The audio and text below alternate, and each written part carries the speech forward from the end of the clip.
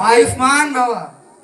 ना जाने पंडित जी हमारे कहाँ चले गए। इतना महत्वपूर्ण काम आ गया है।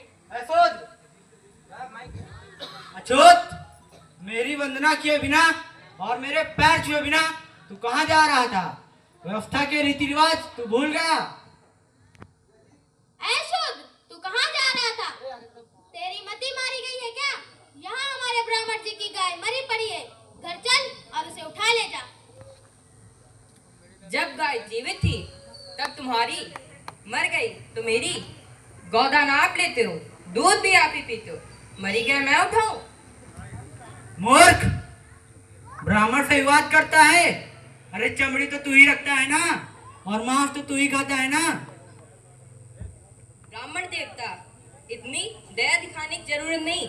ऐसा करिए, चमड़ी भी आप ही रखिए और मांस भी आप ही खाइए। ची ची ची ची।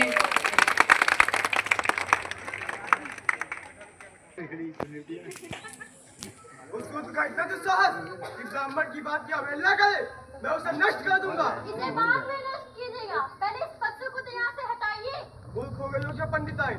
मैं ब्राह्मण होकर के इस पशु को हाथ लगाऊंगा। अजी दान भी तो इसी हाथ से लेते हैं। पंडिताइन, मुझ पर क्यों क्रोधित होते हो? क्रोधित होना तो सूदों पर कीजिए, सूदों पर जिनकी मति मारी गई है। वे सब विश्राम करेंगे और हम सब कार्य करेंगे।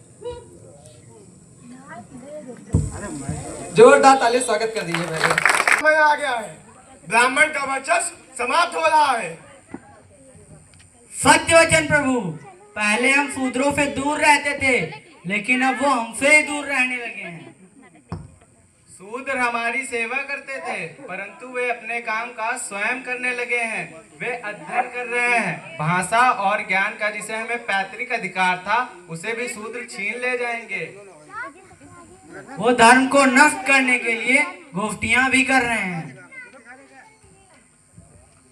वैदिक धर्म की वर्ण व्यवस्था पर गौतम बुद्ध ने कुठार घाट भी किया है।